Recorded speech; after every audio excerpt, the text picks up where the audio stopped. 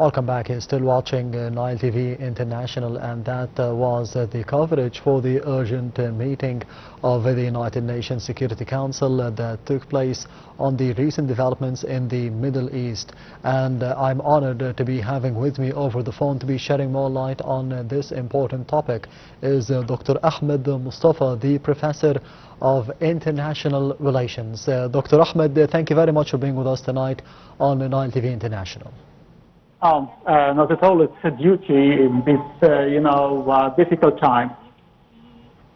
Yes, Dr. Ahmad, we just saw the statements by a number of representatives at the United Nations Security Council, and I would like to shed more light on the statements of the representative of the United States and the representative of Iran. We will be starting with the representative of the United States, as they see no problem in the military operation that took place against Iran for today. On the other hand, the Iranian representative has called it an aggression against the Iranian Republic. How do you see the situation for today? First, I'm going to make my comments on, the statements of the United States representatives, because unfortunately, it's a machine of lying. United States always abusing the Security Council as if it is, their own personal island. And this is one of the disadvantages of the international organizations now, that they are yielding to the will of the United States, because United States and Israel this morning made an aggression, a frank aggression against a sovereign state as per, the rules and the international laws. Therefore, Iran already retaliated according to Article 51 of the international law, that allowing them just to have the self-defense on a sovereign state. Unfortunately, most of the time, United States want to twist the truth. The truth about, Gaza, the truth about the right of the Palestine, the truth about the right of the Lebanon, the truth about Iran, and that was the last one. And this morning, he started the aggression, despite already Iran expressed, a kind of flexibility and a kind of resilience, and allowed to a traitor to go for one more negotiations and talk about, the nuclear program. And that was the focus. And after the statements of the Minister of Foreign Affairs of Oman, that it was a good talk and things like that, unfortunately, this morning we're surprised by this, mixed attack against the independent state and sovereign state of the Islamic Republic of Iran for no reason. How can we make a negotiation in Geneva and then you try to attack me? It's a kind of lying, it's a kind of hypocrisy, it's a kind of immorality. And not only that, the attacks also attacked, elementary schools in Hormuzgan that already assassinated around 100 of innocent girls and a lot of injured, as well as a club of the volleyball for the girls, and killed tens of the girls, of the innocent girls. And it was chaotic, and it was a random attack. Therefore, Iran already launched its attack according to, or as per the international law, the Article 51, that allowing them to do that, and it started to attack, American bases and American land according to the law. Therefore, Iran didn't violate the law in that respect.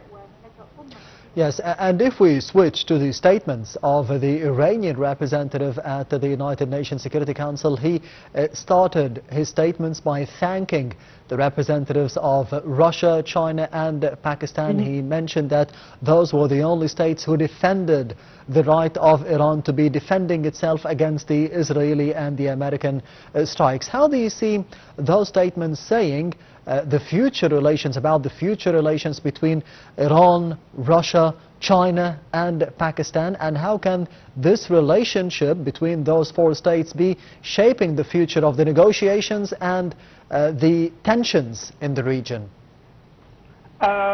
Should you know that in 2021, it was my first book that released, and it was with a title of A New World Order, China, Germany and Russia. And here we were talking about the Greater Eurasia, the four countries you mentioned. First, the call, or the urgent call of the Security Council, it was based on the provocation of the Russian state and the Ministry of Foreign Affairs of Russia.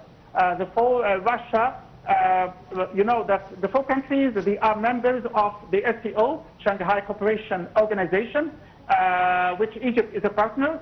Before the countries, they having also a lot of issues concerning, you know, the common defense, in addition to the other economic bilateral or multilateral support and things like that. Not only that, also Iran is a member of the BRICS, and Iran is considered also of the New World Order, or the biggest powers of the global South. Therefore, the strategic cooperation in between Russia and Iran, as well as Russia and China, is greater. And recently, as we followed as a specialist, already Iran and Russia and Iran and China ratified, you know, a strategic agreement for a long time, at least for 20 years, similar to the strategic agreement in between Russia and China from one side and Egypt from the other side. And this is strategic agreement, including a lot of mutual cooperation in terms of intelligence, in terms of defense, in terms of economic cooperation, infrastructure, and a lot of things. Not only that, don't forget that this provocation, they want America and the West and Israel want to provoke and want to undermine the strength of this alliance and the growth of such alliance that's representing the New World Order. Because Iran, one of this triangle or rectangle of this, you know, powers, and once you control Iran and the Iranian reservoir of oil and gas, I think you control the whole Middle East in that respect.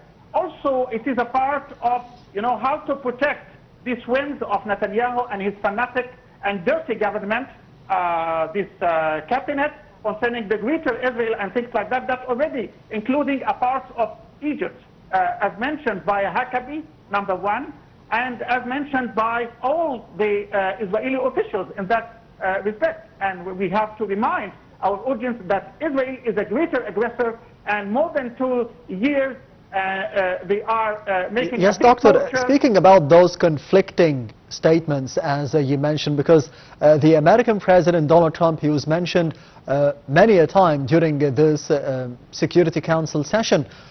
One of them was by the Iranian representative at the United Nations Security Council, stating that the American leader has openly asked the Iranian citizens to be rebelling against the Iranian regime. On another front, the U.S. representative at the United Nations Security Council has portrayed the U.S. president as a hero for the military operation against Iran for today. How do you see the dealing of the U.S. President Donald Trump, how he dealt with the situation in the Middle East in general, and more specifically with Iran for the past at least a month during the negotiations and for today's strikes? As I told you, Iran, by the negotiations, they already have the double-fold effect.